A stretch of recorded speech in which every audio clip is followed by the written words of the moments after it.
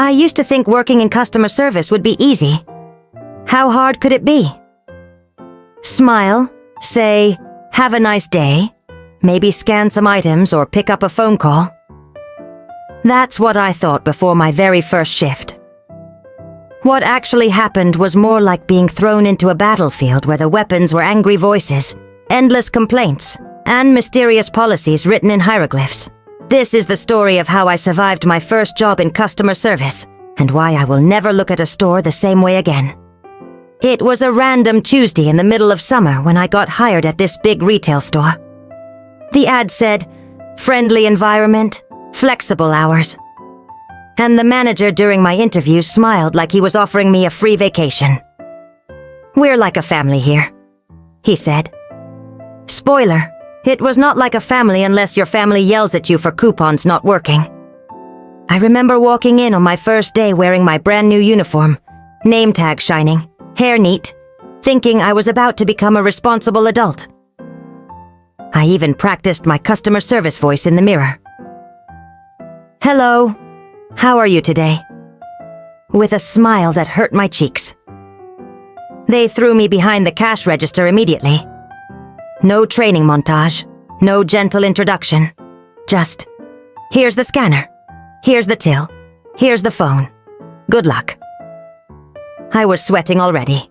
The first customer in line looked normal enough. She handed me 3 items and a coupon.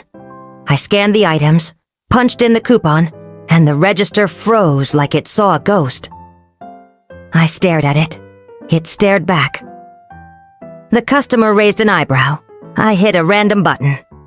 Suddenly it printed a receipt for 0.0. I called for help, but my manager was nowhere to be found. The customer sighed dramatically like I ruined her entire life. I wanted to melt into the floor. The line started growing behind her. People huffing, rolling their eyes, tapping their feet. I finally figured out how to reboot the register, but by then the lady was calling me incompetent under her breath. I smiled like a hostage. When she left, I took a deep breath thinking, okay, that was the worst it could be. Oh no, it was only the beginning. The next few hours were a blur of scanning, bagging, apologizing and repeating, "I'm so sorry for the inconvenience," like a broken robot. I learned quickly that some customers treat you like a human, and some treat you like an obstacle in their life. One guy came in and tried to return a toaster he bought in 2009 with no receipt and crumbs still inside. When I said I couldn't process the return, he leaned in and whispered, "You'll regret this," like a movie villain. I'm 19, sir. I regret everything already. By the time my lunch break came, I was hiding in the storage room eating a cold sandwich on top of a box of paper towels. My hands smelled like coins and disinfectant. I could hear the muffled chaos of the store outside, the beeping scanners, the crying babies, the announcements about clean up on aisle 5.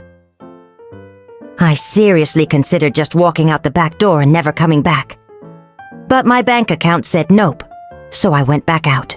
That's when I met what I now call the storm. It was a Friday evening and the store was full. The air smelled like coffee, sweat, and frustration. A family of 5 came to my register with a cart so full it looked like they were preparing for the apocalypse. They had coupons. They had price matches. They had special requests. They wanted items from the back. They wanted a manager. They wanted everything at once. I tried to stay calm, but inside my brain was screaming. My hands were shaking, scanning their items. The little kid was pulling candy off the rack and asking me if I liked dinosaurs. The dad was on the phone yelling at someone about this damn store.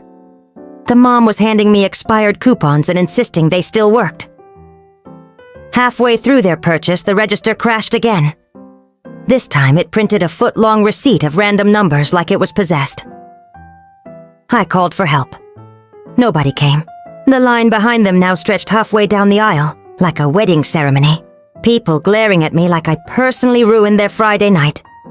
I smiled so hard my jaw ached. When it was finally over, I felt like I ran a marathon. The family left without even saying thank you. Later that shift, a woman came in just to yell, I don't know why. She walked up to my register, no items, pointed at me and said, "This store's a disgrace," and left. That was the whole interaction. My manager told me, "Some people just need to vent." Cool. I need a raise.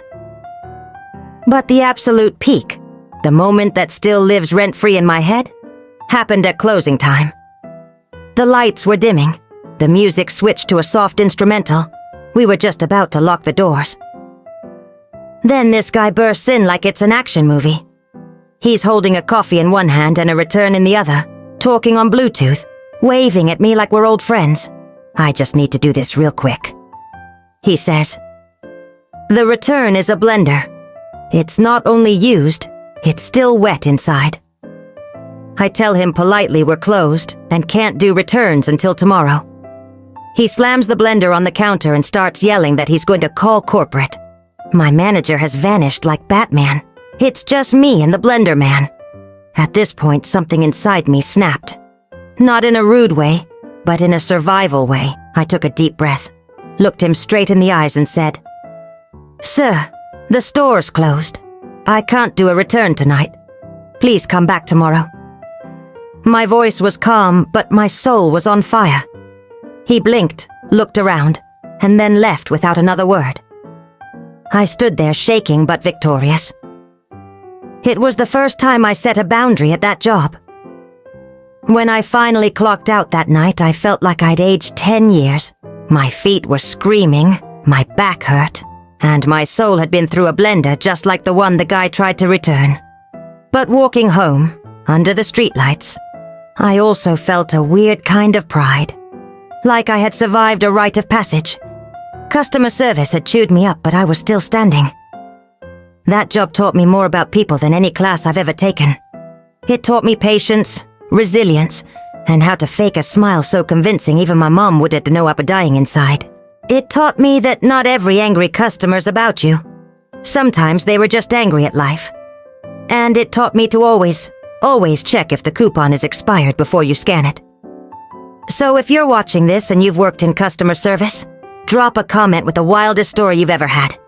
I guarantee you're sitting on some gold. And if you've never worked in customer service, maybe go thank someone who does. It's harder than it looks. Smash that like button if you enjoyed my pain and humiliation, subscribe so you don't miss my next tale of chaos, and share this with a friend who's about to start their first job. Trust me, they'll need the warning. And to anyone out there currently working behind a counter, at a call center, or anywhere you have to say, thank you for your patience 10 times a day. I see you, I salute you, and you're stronger than you think.